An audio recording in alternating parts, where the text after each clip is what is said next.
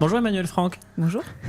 J'ai une première question à vous poser pour commencer, qui est un peu la même question que j'avais posée à Christophe Molmy dans le premier épisode d'Intérieur Crime. C'est comment allez-vous ? Est-ce que vous allez bien ? Oui, écoutez, je vous remercie, mais oui, ça va bien. Une activité professionnelle un peu mouvementée ces derniers temps et qui continue à l'être dans cette post-affaire Jubilard. Le repos sera le bienvenu en fin d'année. C'est à ça que je faisais allusion quand je vous dis comment ça va. C'est parce qu'en fait, vous avez plaidé pendant 3 heures l'acquittement de Cédric Jubilard.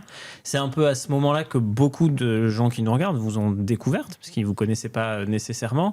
Ils se sont intéressés à cette affaire, puis après ils se sont intéressés à vous dans l'affaire et à votre plaidoirie. Une plaidoirie qui a été beaucoup commentée, positivement commentée. La presse judiciaire a dit que c'était une plaidoirie d'anthologie. On a lu ce genre de commentaires. Personnellement, je le pense aussi, je vous rassure. Et Jean, comment on se sent après avoir fait ça, après 4 semaines d'audience, avec un verdict qui évidemment n'est pas ce que vous avez réclamé, puisque vous avez plaidé l'acquittement et que votre client en première instance a été condamné à 30 ans de réclusion criminelle?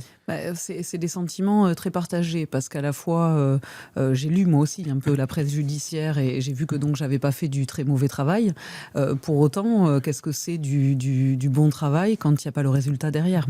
Moi, mon métier, c'est pas de m'écouter parler, de faire des jolies phrases et de me ravir d'avoir fait une plaidoirie de 3h40, je crois, si j'en crois ce que j'ai pu lire. Vous êtes pas bien chronométré? Non, moi je me chronomètre pas, mais les autres le font pour nous. Mais quoi qu'il en soit, mon métier, c'est pas de m'écouter parler et de me faire plaisir, c'est d'être efficace, c'est de convaincre. Et donc, quand il n'y a pas le résultat au bout, c'est vrai qu'on a du mal à être satisfait. Alors, on assiste avec mon associé à quelque chose d'un peu bizarre, c'est qu'on a beaucoup de gens qui nous félicitent, qui nous disent bravo, c'était super ce que vous avez fait, bravo, bravo. Et à chaque fois, il y a quand même ce petit sentiment qui consiste à se dire mais pourquoi on me félicite, puisque au final j'ai échoué. Mais vous, personnellement, Emmanuel Franck, vous vous sentez déçu par ce verdict? Vous employez ce mot-là? Non, j'emploierais plutôt les mots de scandalisé, en colère. C'est plutôt ces mots-là qui me viendraient en premier, oui. Et qu'est-ce qui vous met en colère? Ce qui me met en colère, c'est pas uniquement, je dirais, le sort de Cédric Jubilard, très curieusement. C'est pas juste de me dire cet homme est innocent, il est condamné, donc ça me met en colère. C'est pas ça qui me met en colère. Ce qui me met en colère, c'est de constater que en 2025, on peut en France condamner un homme sur un dossier comme ça. Et c'est ça qui me met en colère. Indépendamment, on va pas rentrer dans le fond du dossier. On va le faire, mais pas tout de suite. On va le faire, si, on va le faire. On va le faire là, mais pas tout de suite. Mais c'est ça qui prédomine, c'est la colère. C'est la colère. La colère, et une colère aussi contre moi-même, parce que, encore une fois, on a beau se dire, ou plutôt me dire que j'ai fait du bon travail, manifestement non. Les Français vous ont connu à la faveur de ce procès de Cédric Jubilard. Vous avez été beaucoup médiatisé à ce moment-là. Vous évoquez votre compagnon, vous évoquez votre famille. Comment ils ont vécu cette médiatisation de l'affaire et donc votre médiatisation à vous à travers l'affaire? Mais je crois que ils le vivent pas mal, d'abord parce que moi je ne le vis pas mal et que j'en parle pas spécialement, je n'en tire aucune gloire personnelle, donc c'est pas, ça ne modifie pas évidemment mon comportement ni mon caractère, donc eux au quotidien ne le vivent pas ni bien ni mal. Après, ma fille est au lycée, elle est en terminale, donc quand il y avait des commentaires sur les réseaux sociaux qui peuvent être parfois, parce que c'est anonyme, donc c'est plus facile de dire des méchancetés quand c'est anonyme, qui pouvaient parfois critiquer des choses physiques me concernant, mes cheveux notamment. Il pouvait y avoir également il y a eu beaucoup de choses sur les réseaux sociaux indiquant que j'étais la petite amie de Cédric Jubilard. Bon, alors moi, ça a tendance à me faire rire parce que j'ai 44 ans, mais ma fille au lycée, c'est pas toujours très agréable. Ça l'a touché personnellement? Alors ça l'a touché, ça sera un bien grand mot parce que c'est une gamine qui est équilibrée et qui sait faire la part des choses, mais c'est vrai que ça l'a un peu agacée quand même au début. Quand ce procès a lieu, vous avez quasiment 20 ans de barreau, au moins 15 ans de barreau. Oui, 18 ans. Ouais, 18 ans de barreau. À Toulouse. Oui. Qu'est-ce qui vous a donné envie de devenir avocate? Puisque vous disiez, si on n'est pas révolté, on ne devient pas avocate. Je crois au départ, vous vouliez être médecin, vous. Oui, alors moi, je n'ai jamais voulu être avocate, en fait. C'est un gros quiproquo, mais au départ, moi, je voulais être médecin. Depuis l'âge, certainement de 5 ans ou 4 ans, l'âge où on commence un peu à se dire qu'un jour, il va bien falloir qu'on fasse un métier, parce que les adultes vous interrogent là-dessus. Et pourquoi médecin ? Alors moi, je voulais être médecin, certainement parce que mon père est médecin. Je ne sais pas, déjà, c'est peut-être une idée. Ça vous a pas rebuté, en tout cas. En tout cas, ça va, voilà. Et au fur et à mesure du temps, mais j'étais vraiment passionnée par ça. C'est-à-dire que moi, j'ai des souvenirs de prendre les bouquins d'anatomie de mon père. Il y en a un blanc, là, je m'en souviens encore. Un bouquin d'anatomie blanc où je prenais du papier calque et je calquais le cœur, les intestins, ce qui était un peu, à mon avis, un peu inquiétant, je pense, peut-être à 8 ans, j'en sais rien. Et donc, c'était vraiment, ça me passionnait énormément. Et au fur et à mesure du temps, étant adolescente, c'était même la psychiatrie qui m'intéressait. Essayer de comprendre pourquoi les gens, parfois, ont des comportements qui peuvent paraître un peu étranges. Et donc, j'ai jamais pensé à faire autre chose. Après, j'étais pas très scientifique, ce qui peut parfois poser une difficulté pour être médecin. À la fac de médecine, vous y êtes allé ? Alors, j'y suis allée. Donc, j'ai passé un bac scientifique pour faire médecine. Je suis rentrée en fac de médecine et j'ai pas eu le concours de médecine, qui à l'époque était très très difficile, qu'il est toujours, je crois. Il est resté et je l'ai pas eu, et de pas beaucoup d'ailleurs, mais je l'ai pas eu. Alors, Et comment on passe de ça à la fac de droit ? Par dépit complet, c'est-à-dire qu'on se dit... Vous auriez pu faire autre chose, il n'y a pas que le droit et la médecine. Alors, non, bien sûr, mais c'était un raisonnement qui était un peu basique parce que j'avais pas tellement envie de réfléchir à ce moment-là, parce que j'étais déçue, évidemment. Et je me suis dit, tu n'es pas scientifique, donc tout ce qui est fac de sciences, biologie, etc., il faut laisser tomber parce que ça ne me convient pas. Je savais pas quoi faire du tout. J'ai pensé un temps à l'architecture, donc c'est vous dire que vraiment, j'avais pas d'idée. Il y avait un petit côté artistique, enfin du moins je le pensais, mais peut-être pas franchement. Et puis je me suis dit, ou c'est ma mère, je crois, qui m'a dit, va en fac de droit. De toute façon, c'est plutôt littéraire, donc ça te convient un peu plus, et ça ouvre à plein de métiers, donc comme ça tu auras le temps de choisir. Voilà. Et donc c'est comme ça que je me retrouve en fac de droit, donc totalement par dépit. Et avocate, c'est pas par dépit quand même ? Alors ça, pas du tout. Alors comment se fait la bascule ? La bascule, elle se fait en 2e année de fac de droit. Alors déjà en première année, il y avait beaucoup de matières que j'aimais bien, notamment le droit constitutionnel, tout ça. Et en 2e année, il y a des cours de droit pénal, en tout cas une spécialité que je prends en droit pénal. Et là, j'ai été passionnée par d'abord la matière, en fait. C'est ça qui est assez étonnant. C'est une révélation. Oui, là, c'est une révélation. Et ce qui est assez étonnant, c'est que c'est pas en allant voir des procès d'assises. Enfin, comment dire, je ne vois pas le droit que comme comme de la théorie. Voilà, comme de la théorie. Ouais. C'est-à-dire que moi, j'aime le droit, je le vois comme un moyen pour faire du droit pénal. Et donc, j'ai aimé le droit pénal, mais vraiment le droit, la matière pénale. Et vous vous souvenez la première fois que vous rentrez dans une cour d'assises ? Pas en tant qu'avocate, mais en tant que spectatrice. Oui, je m'en souviens très bien. C'était à Toulouse, évidemment, sans suspense. Et c'était pour le procès pour un meurtre. Et c'était Maître Catala, qui sera mon futur patron, qui plaidait ce dossier. Et je me souviens de n'avoir regardé qu'une chose toute l'après-midi, pas les avocats, pas les juges, l'accusé. Parce que je m'étais imaginé qu'il aurait 3 têtes, 4 bras, enfin que ça devait forcément être un être... Ça veut dire que c'était un monstre, ça... Forcément. Ouais. Parce qu'il j'avais jamais vu. J'avais jamais vu de. En plus, les faits étaient reconnus puisque j'avais lu l'article de presse qui présentait le procès, donc un meurtrier. Moi, j'avais jamais vu de meurtrier de ma vie, comme beaucoup de gens. Et vous vous rappelez qui l'avait tué ? Non, je me souviens pas. Alors, par contre, je me souviens pas de l'histoire. Je me souviens encore du visage de cet homme, mais je ne me souviens pas de l'histoire. Mais c'était quoi comme visage ? C'était banal, ça vous voulez dire ? C'était le visage de la banalité. C'était un homme ordinaire, et c'est ça qui m'avait marqué. Et c'était pas décevant ? Parce que vous disiez, je voulais voir un meurtrier, puis vous arrivez à la conclusion, mais en fait, c'est un homme ordinaire. Vous étiez déçu ? Non, pas déçu, mais un peu perturbé parce que je l'écris dans mon livre d'ailleurs. On a envie que ce soit des personnes qui ne nous ressemblent pas du tout, parce que ça nous rassure. Si celui qui commet un meurtre n'a rien à voir avec moi, je pourrais continuer à être rassurée sur moi-même. Donc le fait qu'il soit d'une banalité affligeante et un peu comme votre voisin, ça fait se poser des questions sur soi-même. Alors le livre, parlons-en. Dans ce livre, il y a une affaire en particulier que vous décrivez, qui est l'affaire Florian Varin. En tout cas, c'est lui qui a été accusé puis condamné aux assises à 3 reprises d'ailleurs, on va le détailler. D'abord, est-ce que vous pouvez nous dire qui est Florian Varin, cet homme que la presse toulousaine a surnommé le violeur à la gueule d'ange ? C'est un garçon, alors je ne vais pas revenir sur tout son parcours, mais c'est un garçon qui, à l'âge de 19 ans, je dirais, termine un périple criminel qui a été d'assez courte durée, 11 mois. 11 mois, 7 viols. Donc, mais presque un par mois. Voilà, c'est presque.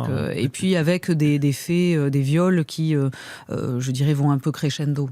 Ça termine par une agression dans des conditions qui sont très éloignées de ce qu'il pouvait faire quelques mois avant en termes de violence. Enfin, vous dites agression, mais ce qui lui est reproché, c'est une tentative d'homicide même sur le dernier viol. Oui, mais je dis ça parce que ça a toujours été contesté. On en reparlera si vous le souhaitez. Mais donc un garçon qui va complètement dégoupiller, je dirais, ou en tout cas, à mon avis, c'est plutôt un processus qui se termine et il ne pouvait en être autrement quand on voit son parcours vers, en 11 mois, 7 viols et une incarcération à l'âge de 19 ans. Pourquoi Emmanuel Franck, la presse toulousaine, la Dépêche du Midi en clair, hein, le surnomme le violeur à la gueule d'ange. Physiquement, qu'est-ce qu'il y a de particulier ? Parce que c'est un garçon qui est très très beau. Donc, et qui a un visage d'ange. Quand vous l'avez rencontré, vous l'avez trouvé beau ? C'est un garçon qui est extrêmement beau. Alors on aime ou on n'aime pas après, hein, le style, c'est pas le débat, mais c'est un garçon qui est objectivement beau et qui, au-delà d'être beau, a un visage d'ange. C'est-à-dire il a des grands yeux bleus, une peau claire, des cheveux, il est un blondinet, et un regard qui est un regard doux, ce qui est assez surprenant quand on sait ce qui lui est reproché, et qui a véritablement, fondamentalement, une gueule d'ange telle que vous l'imagineriez. Oui, c'est-à-dire que dans l'imaginaire collectif, le violeur, il n'est pas nécessairement beau, il n'est pas nécessairement jeune, il n'a pas forcément à visage découvert quand il viole, et lui, il casse tous les stéréotypes du violeur. Oui, parce qu'on a cette idée, mais qui est complètement stupide hein, d'ailleurs, hein, qui serait une sorte de viol par nécessité. C'est-à-dire que le violeur, il doit forcément être laid, il doit être affreux, parce que, en fait, c'est pour ça qu'il est obligé de violer. Enfin, vous voyez, c'est complètement faux, puisqu'on sait très bien que le viol a des ressorts bien différents de ceux de... C'est pas que des hommes moches qui violent. Ça, c'est un stéréotype qui n'a aucun sens. Et donc, là où c'est vrai que c'est étonnant malgré tout, c'est que c'est un gamin d'abord, et qui a une tête d'ange, et où on ne peut pas s'empêcher de se dire, mais qu'est-ce qu'il fait ? Il en a pas besoin. C'est ça qui est terrible. Et j'ai eu la même réflexion. Je me suis dit, mais enfin, vu comment il est grand, il est plutôt athlétique, et je me dis, et on se dit, et c'est la première réaction qui est complètement stupide, c'est de se dire, mais enfin, pourquoi il fait ça ? Il en a pas besoin. Mais surtout qu'il avait une sexualité par ailleurs une sexualité qui était très dense, très riche. Oui, et puis qui était une sexualité. Il avait eu des petites amies, et quand les petites amies sont entendues, elles décrivent un personnage qui est sexuellement très attentionné, très à l'écoute, très en attente. Donc on n'est pas du tout sur une sexualité en permanence déviante, et le terme est certainement trop faible. Alors, ce qu'il faut expliquer aux gens qui nous regardent, c'est que vous l'avez défendu, cet homme, aux assises, 2 fois, parce qu'il y a eu d'ailleurs une cassation entre-temps. Mais sur le premier procès d'assises, c'est pas vous qui assurez sa défense.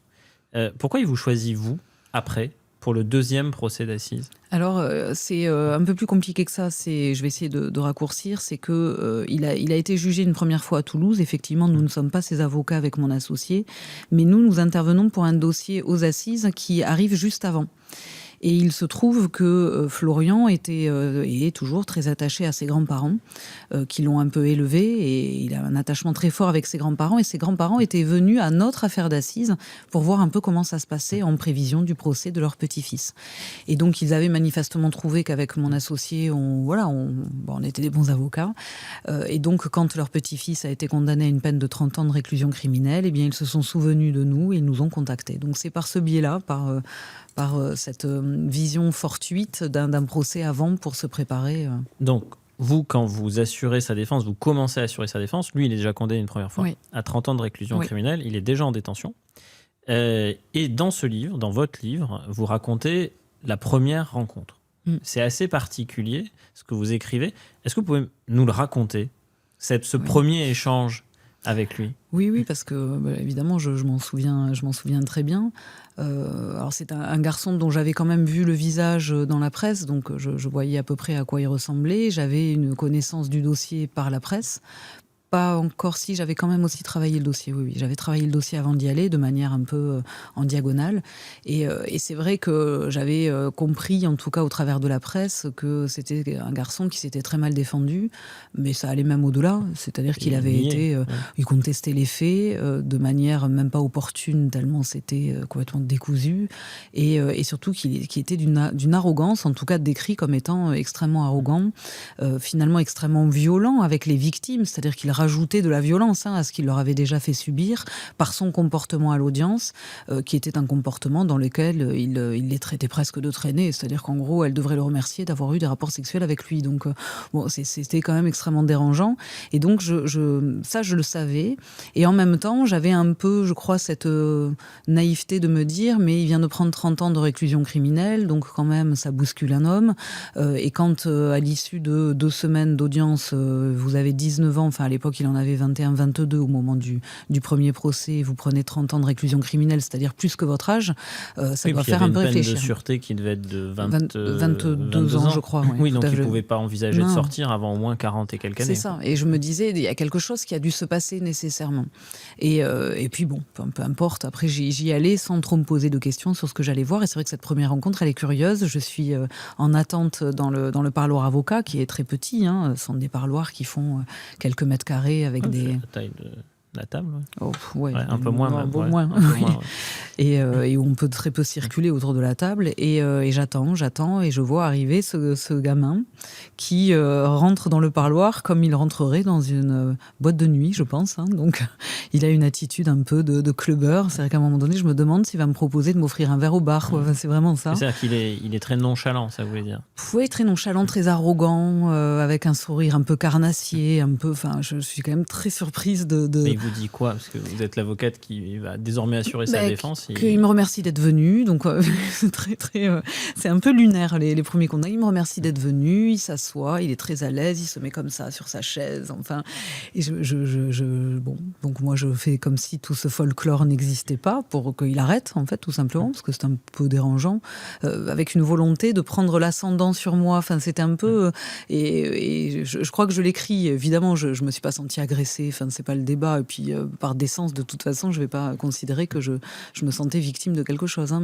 Mais c'est vrai que j'ai ressenti chez ce garçon cette faculté, en tout cas, et à tout le moins cette envie à vouloir prendre l'ascendant sur la personne qu'il avait en face. En l'occurrence, je suis une femme. Et au fur et à mesure, comme il voit que je suis impassible, et ça doit un peu l'agacer, parce que je pense que c'est un garçon qui, à l'époque, aime choquer, aime prendre le pouvoir, aime prendre l'ascendant encore plus sur une femme. Comme il voit que je suis impassible, eh bien, il monte en gamme, je dirais. Et au fur et à mesure, il va être de plus en plus gras, de plus en plus vulgaire dans ce qu'il m'indique. Il commence à parler des victimes, alors que moi, j'en étais pas au stade de commencer à parler du dossier.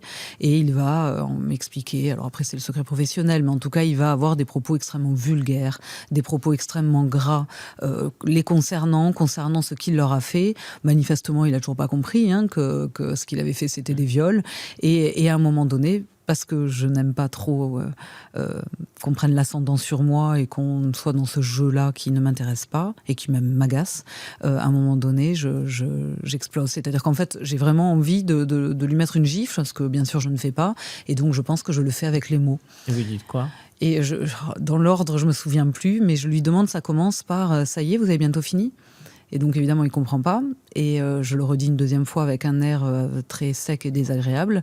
Et là, je lui dis quelque chose. Alors, les mots exacts, je les ai plus, mais qui veut dire, en gros, ça vous amuse peut-être, mais vous savez, moi, je suis pas.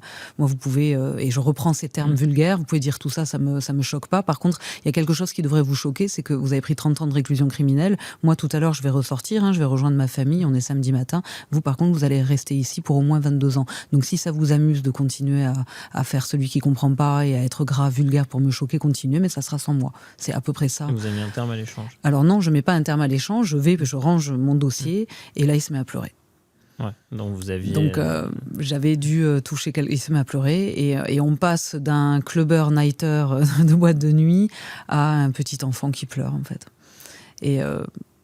dire que ça me touche, je crois qu'on n'en est pas là à ce moment-là. Mais je me dis qu'il y a du boulot. Il y a vraiment du boulot. Pour assurer sa défense. Oui, pour assurer sa défense. Moi, je suis pas psy, je suis pas sa meilleure amie, je suis pas...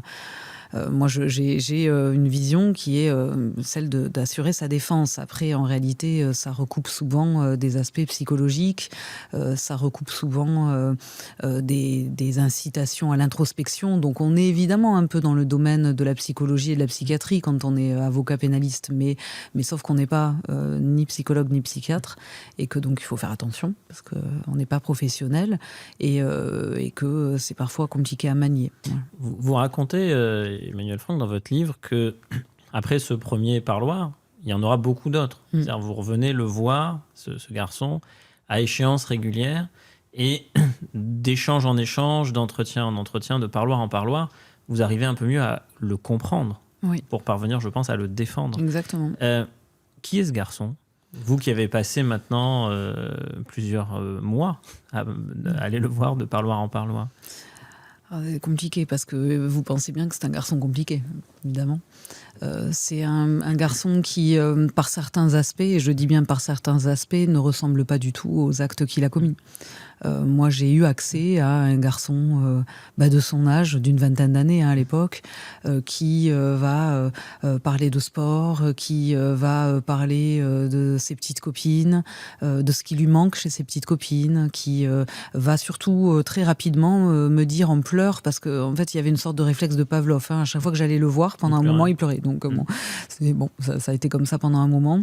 Et qui va très rapidement me dire en pleurs qu'il ne veut plus être comme ça, qu'il ne comprend pas pourquoi il est comme ça et pourquoi il a fait ça. Il ne le comprend pas et qu'il ne veut plus jamais être comme ça et qu'il ressortira sûrement un jour et qu'il ne veut pas être comme ça.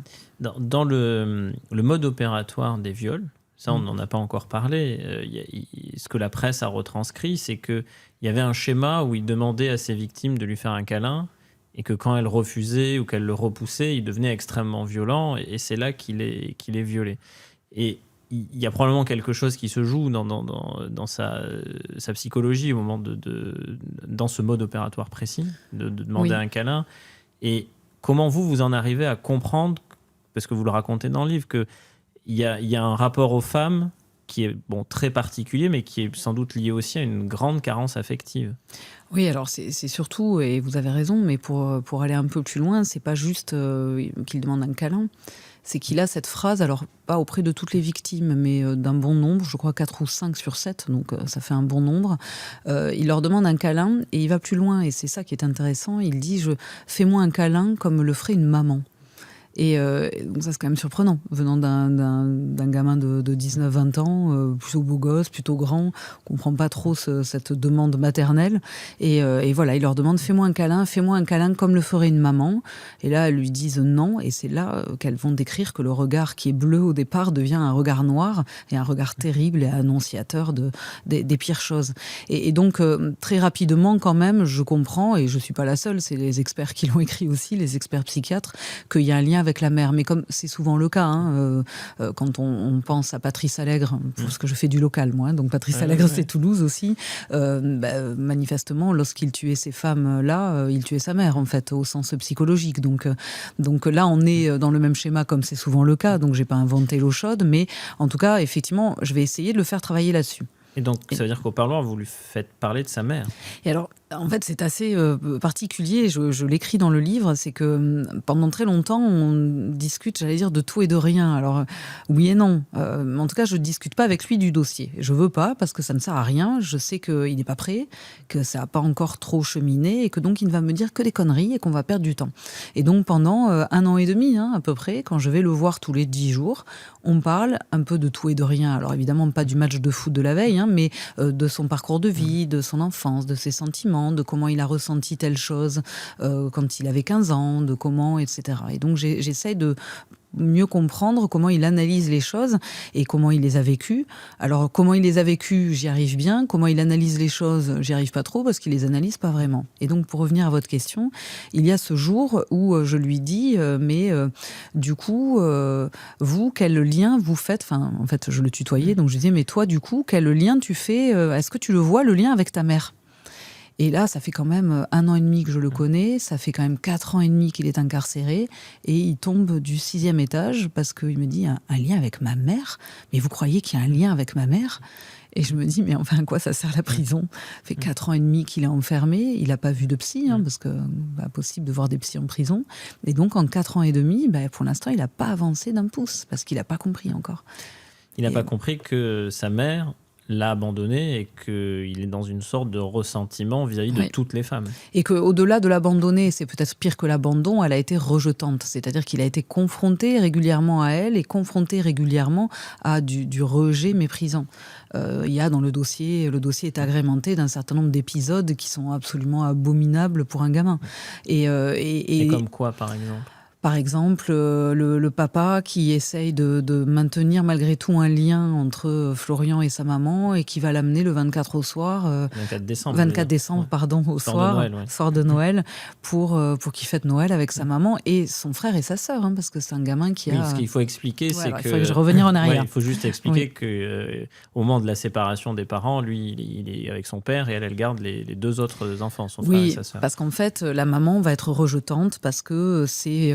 Florian qui va un jour informer son père de ce que depuis de nombreux mois, quand le père est en formation à l'extérieur du domicile, en fait la maman sort en boîte de nuit et ramène des hommes à la maison. Il a la chambre juste à côté, il entend ce qui se passe dans la chambre à côté et au bout de X mois, par loyauté envers son père, il a à l'époque 11 ans, il va dire à son père, mais en fait maman elle fait venir d'autres hommes à la maison et donc le couple va divorcer. Alors à cause de lui, en fait, non, pas à cause de lui, c'est à cause d'elle, mais à cause de ses révélations. Et donc, la maman va terriblement lui en vouloir et dire « je pars avec mes enfants ».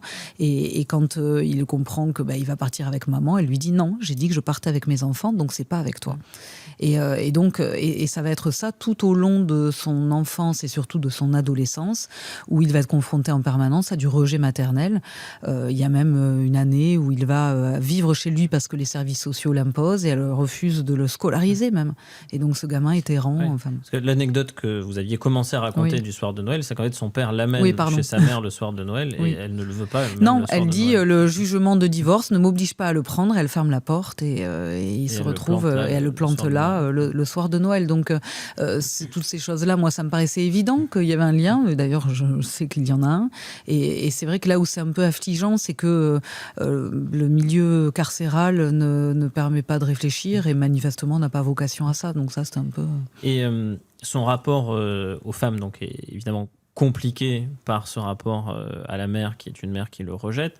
Et puis, il y a la question de son entrée dans la sexualité. En tant qu'homme, qui là aussi est quand même très particulière, très singulière. Vous racontez aussi ça dans le livre. Il vit chez ses grands-parents, qui ont aménagé une sorte de studio, chambre pour lui.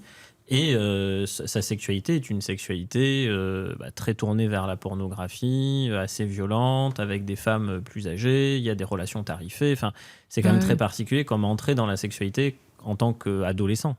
Oui, c'est une entrée dans la sexualité qui se fait par le mauvais biais et avec les mauvais codes, évidemment, où il y a beaucoup de consommation de pornographie. Et c'est vrai que dans la pornographie, on est quand même encore sur le fantasme de la domination sexuelle de la femme par l'homme. Et donc, lui va complètement baigner là-dedans. Après, nous, on l'a jamais trop plaidé, ça, avec mon associé, parce que...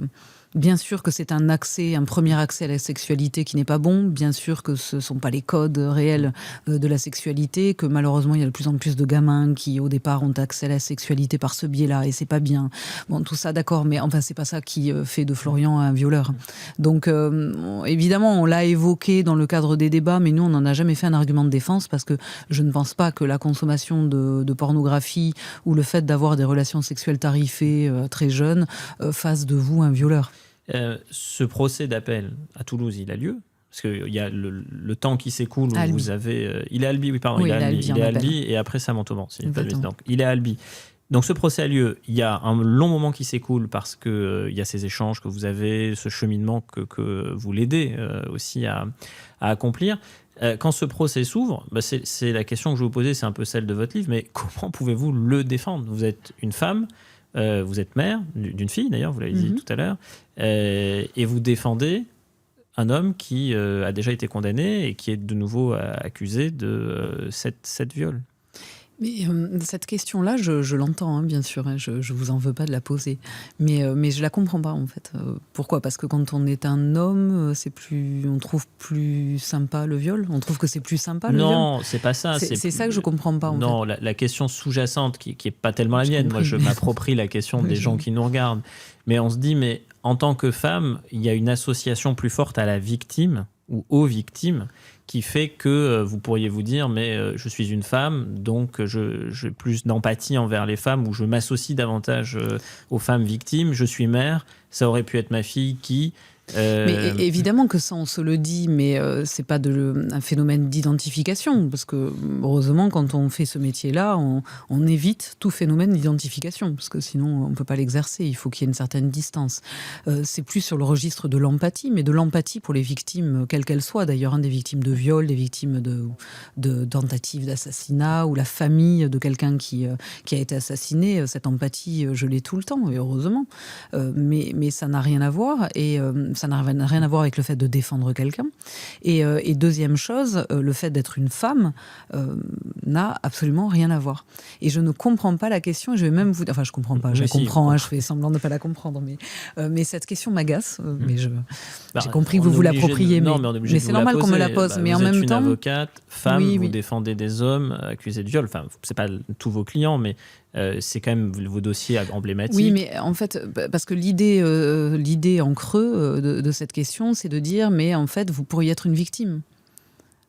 C'est ça, en fait, l'idée. Quand vous dites, vous êtes une femme, vous défendez des femmes victimes de viol, et vous avez une fille... La majorité des victimes de viol sont des femmes, ça je vous pouvez me le concéder. Ça, je vous le concède. Mais retournons les choses un peu différemment.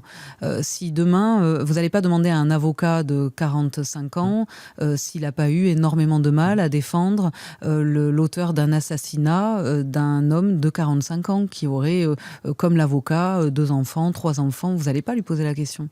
Pas exactement en ces termes, mais parce que le viol est un crime qui est un crime aussi assez particulier dans la famille des crimes. Parce que c'est un crime à caractère sexuel. Oui, c'est un crime à caractère sexuel, mais je ne vois pas le fait, et je trouve ça même anti-féministe. Alors, vous êtes un homme, mais il y a parfois beaucoup de femmes qui me le reprochent, ça. Ouais. Et je trouve, au nom du féminisme, et moi je trouve ça très anti-féministe, en fait, comme reproche, parce que ça supposerait déjà, comme postulat de départ, que parce qu'on est une femme, on serait limité dans ce que l'on est capable de faire ou de supporter par rapport à un homme. Puisque cette question-là, évidemment, vous ne la poseriez pas à un homme. Parce que pour vous, c'est un acte féministe ou de féminisme de défendre un homme ? Oui, je trouve que c'est très féministe de dire qu'en dépit du fait que je suis une femme, je peux, comme un homme, défendre un homme qui a violé des femmes. Sur ce moment du procès, il y a une scène que vous racontez, c'est votre rapport aux parties civiles, donc en fait aux victimes, aux femmes victimes. Ces femmes qui sont victimes de cet homme, elles sont unies au moins par 2 caractéristiques. Elles sont toutes des femmes. Et la deuxième caractéristique, c'est qu'elles sont toutes des femmes victimes d'un même homme, Florian Varin. Et vous racontez dans votre livre qu'il y a une solidarité de fait qui se noue entre elles, que sont un peu des sœurs de combat, enfin qu'il y a une sorte de sororité qui se développe assez naturellement, assez instinctivement. C'est un réflexe presque grégaire, quoi. On se rassemble en tant que victime pour faire bloc tout ensemble contre un homme qui est notre agresseur. Et vous dites que ces femmes, quand elles vous voient pas que comme l'avocate d'eux, presque comme la complice d'eux. Et comment vous vivez-vous le regard de ces femmes sur vous, femmes avocats ? Je le comprends pas dans un premier temps, ce regard, et puis ça finit un peu par m'agacer parce que alors après vous savez, quand on est victime, moi j'accepte tout des victimes parce que personne ne peut se mettre à leur place, parce que ce qui est derrière tout ça, c'est beaucoup de souffrance.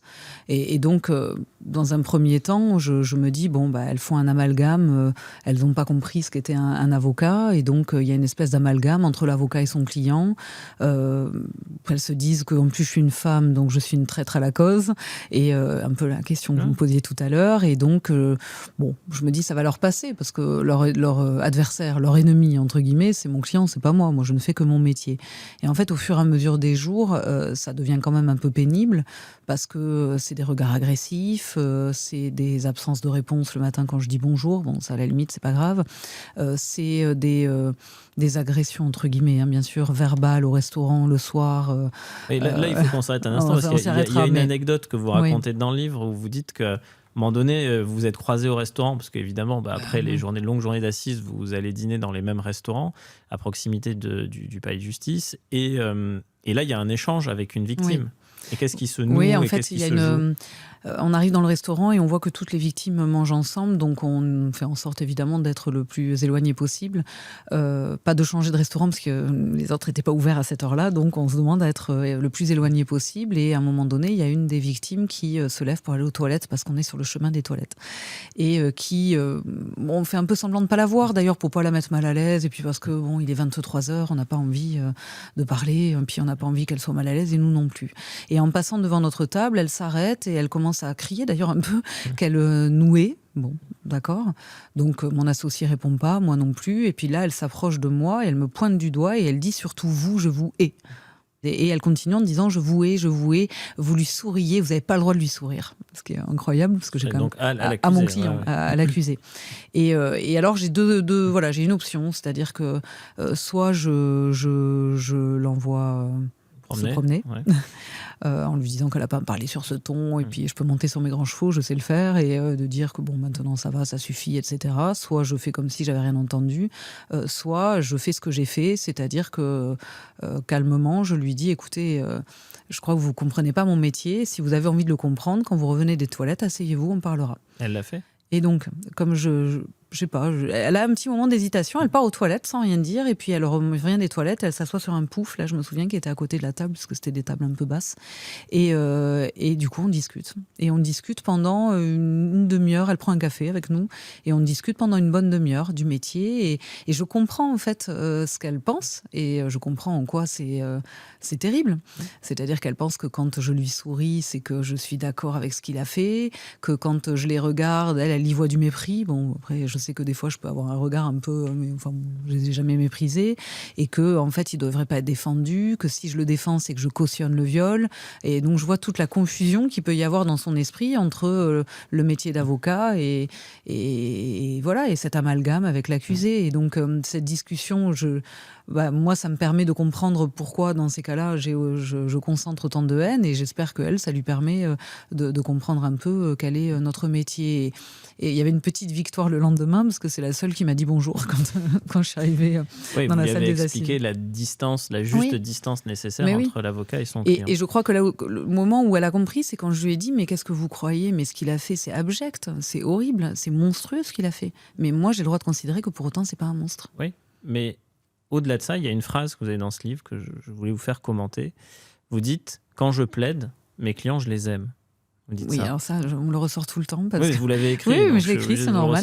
Donc forcément, vous me voyez venir. Oui. Est-ce que quand vous avez plaidé en faveur de Florian Varin, vous l'aimiez d'une certaine façon? Et en fait, c'est pas lui en tant que tel. C'est qu'à un moment donné, heureusement, quand dans ce métier, il y a une défense qui est au-delà des personnes qu'on défend. Alors, c'est pas très clair ce que je dis. C'est quoi? C'est que vous aimez l'acte de plaider en tant que tel? Non, c'est pas ça. C'est que j'aime l'être humain. C'est pas très original, mais j'aime l'être humain. C'est-à-dire qu'à un moment donné... on perçoit, nous, des choses que quand même beaucoup ne perçoivent pas, puisqu'on est en contact avec les accusés. Et même des clients, des fois, qu'on n'aime pas avant le procès, qu'on n'aime pas trop pendant le procès, eh bien, on sent quand même ils jouent leur vie. Et il y a un moment donné, cette espèce de peur qu'on ressent, cette confiance qui nous est donnée. Il se passe quelque chose qui est évidemment pas du registre de l'amour, ni même de la tendresse, ni de l'affection, mais à un moment donné, on aime non pas la personne en tant que tel, mais l'être humain qu'on défend et qui a le droit aussi d'être défendu, qui a le droit qu'on parle de sa vie, qui a le droit qu'on explique comment il a pu en arriver là. Et donc il y a quelque chose qu'on aime chez la personne. Parfois c'est que son appartenance au genre humain, parce que parfois il n'y a pas grand-chose d'autre. Et puis parfois il y a autre chose. C'est parfois des gens qui ont été malgré tout des bons pères, qui ont été des bons travailleurs. Et donc il y a quelque chose qu'on aime. Et il faut aimer les personnes qu'on défend pour pouvoir les défendre correctement. Oui, en fait, ce que vous aimez, c'est la part d'humanité que vous arrivez à trouver chez... Vous l'avez mieux exprimé que moi. C'est flatteur. Pour ces procès, je dis c'est parce qu'en fait, il y en a deux pour Florian Varin. Donc, il y en a un, c'était à Albi, ensuite c'est à Montauban. Il y a eu une cassation entre-temps. Celui qui se tient à Montauban, donc c'est le dernier, à l'issue duquel donc, il est définitivement condamné. Vous avez obtenu une petite réduction de peine. C'est pas 30 ans, c'est 28 ans. Et la peine de sûreté, je crois que c'est passé à 18 ans, si je ne dis pas de bêtises. Comment vous l'expliquez ça ? C'est vous qui avez mieux plaidé ou c'est que lui a évolué dans son discours ? Après, la défense, c'est une œuvre collective. C'est-à-dire que l'avocat peut être très très bon. Si le client est très mauvais, ça passera pas. Lui a été meilleur parce qu'il a évolué, pas parce qu'il était mieux briefé. Parce que on n'est pas des marionnettistes, mais parce qu'il avait malgré tout 2 ans de plus, 3 ans même de plus, et que il avait pu voir un psy en détention, ce qui n'est pas inintéressant, et qu'il avait pu avancer un peu, et donc il expliquait mieux les choses.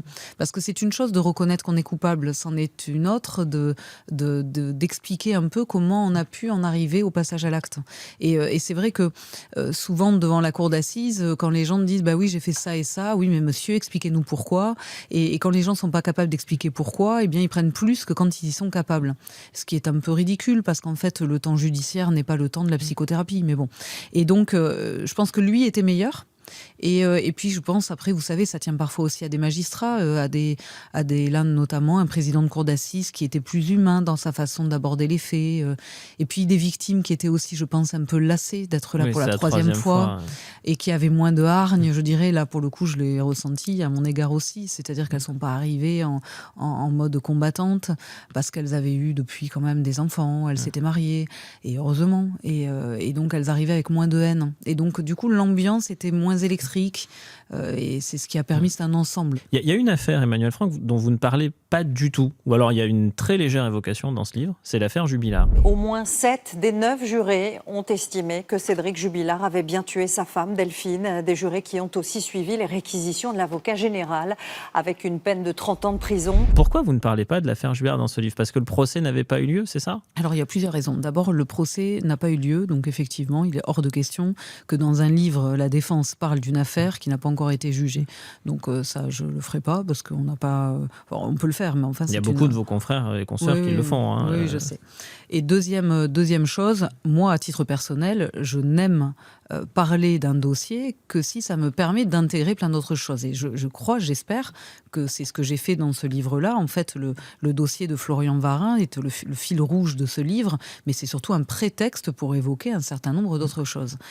Parler d'un fait divers pour parler d'un fait divers, c'est un métier, c'est le métier de journaliste. C'est pas le métier d'avocat. Et moi, aller raconter, alors d'autant plus que pour ce qui serait de l'intimité de la relation entre l'avocat et son client, c'est couvert par le secret professionnel. Donc à partir de là... pour Florian Varin, vous l'avez quand même fait. Oui, mais je lui ai demandé. Ouais. Donc, et Cédric Jubilard, il ne vous y a pas autorisé encore. Non, mais la question ne lui a même pas été posée, mais encore faut-il que ça ait un intérêt.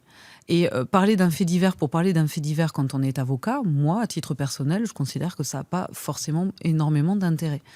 Sauf à trouver un biais particulier. Dans l'affaire Jubilard, ce qui peut être intéressant, c'est évidemment la couverture médiatique et surtout l'impact que ça a pu avoir dans le déroulé du procès, dans le déroulé de l'affaire, etc. Mais il faut trouver un angle.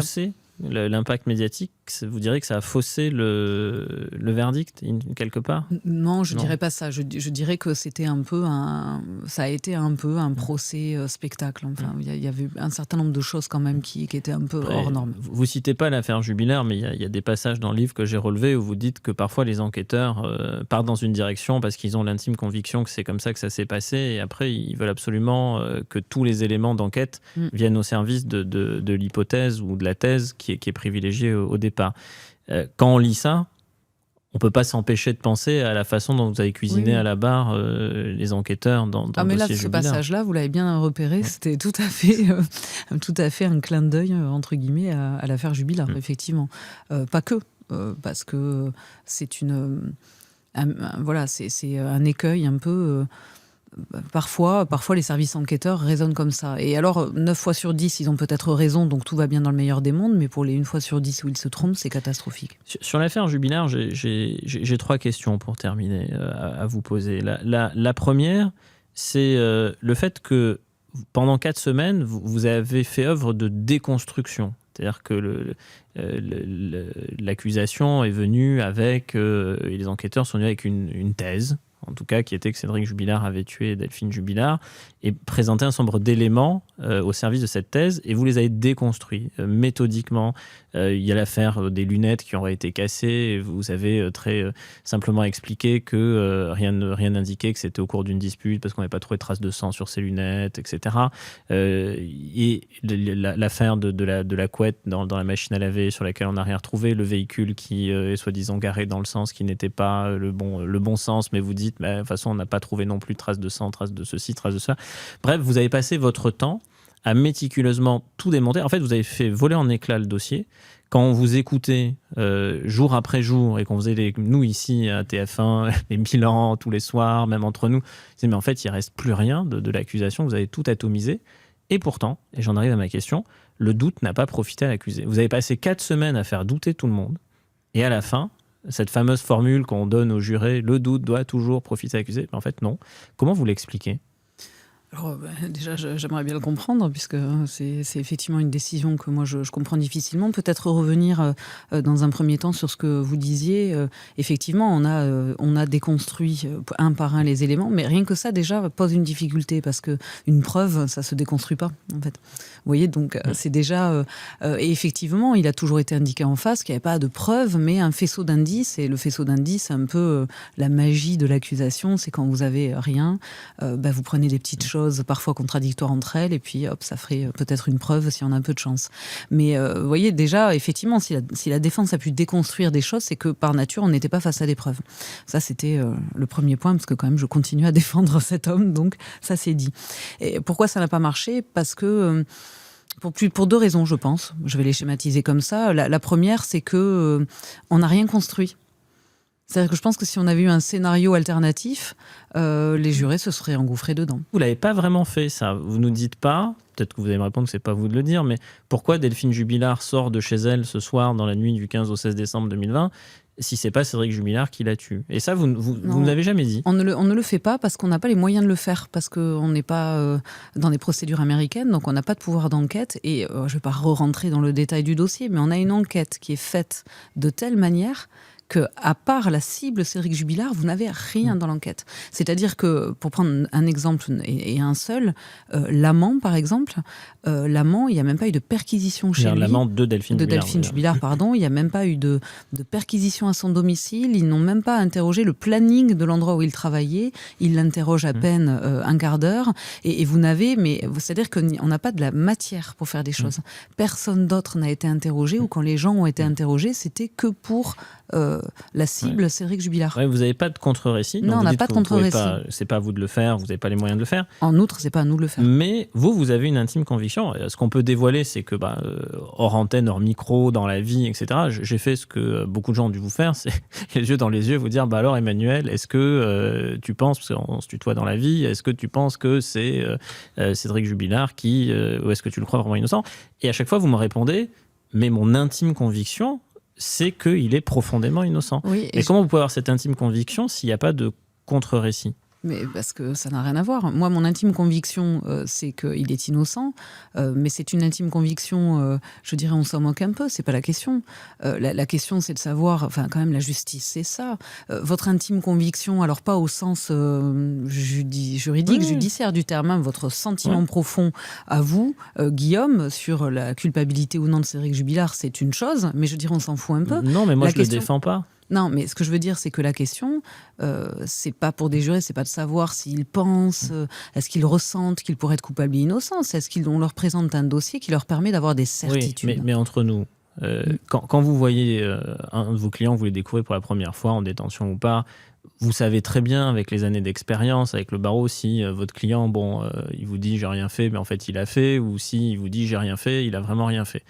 Ça, vous êtes capable de vous le dire. Oui, tout à fait. Et dans le cas de Cédric Jubilard, vous êtes toujours dit « il n'a rien fait ». Moi, dans le cadre de ce dossier, à chaque fois que je suis allée le voir au parloir, je suis toujours repartie en me disant cette phrase. C'est pas... Alors, putain, avant, parce que je viens de Toulouse quand même, putain, c'est pas possible.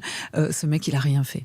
Et c'est une conviction, mais c'est pas ça. Mais pourquoi vous avez cette conviction? Parce pardon de poser la question très directement. Pourquoi j'ai cette conviction? Parce que, comme vous l'avez dit avant, ça fait quand même 18 ans que je fais ce métier, que des gens qui me disent non, j'ai rien fait, et puis après on regarde le dossier, et puis c'est pas que le dossier, il se passe quelque chose quand même entre l'avocat et son client. Et donc, il y a des fois où j'insiste pas, mais je sais très bien qu'il est coupable, et il sait très bien que je sais qu'il est coupable. Votre client vous ment, donc, que mon client me ment, et puis il faut arrêter de penser que les clients nous disent la vérité, et puis il faut surtout arrêter de penser que la question fondamentale de nos entretiens serait la question de la culpabilité ou de l'innocence.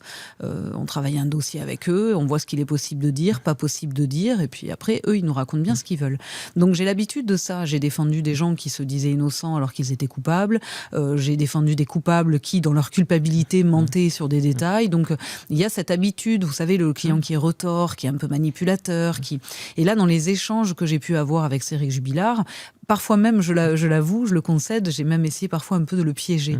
Eh bien, je n'ai jamais senti quelqu'un en face de moi qui était dans la manipulation, ou que j'ai pu sentir gêné par quelque chose, ou que j'ai pu sentir coupable de quelque chose. Depuis sa condamnation en première instance, on rappelle qu'il reste pleinement présumé innocent, vous l'avez revu?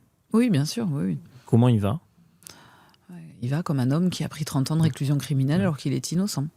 Et on l'a vu dès le lendemain matin, et puis on l'a revu encore et encore. Donc on le voit, et c'est compliqué. On essaie de le faire sortir de l'isolement, ce qui serait déjà pas mal, parce qu'on lui a beaucoup reproché une espèce d'impassibilité à l'audience. Mais bon, ça fait quand même 4 ans et demi qu'il est à l'isolement et qu'il parle à personne à part nous. Donc il y a un peu des affects qui sont coupés, et c'est fort heureux, parce que sinon je pense qu'on ne peut pas tenir à l'isolement. Donc première étape, le faire sortir de l'isolement. Je sais que dans le binôme que vous formez avec Alexandre Martin, votre associé, c'est surtout vous qui allez le voir en détention, des deux, plus souvent? Peut-être un peu plus souvent.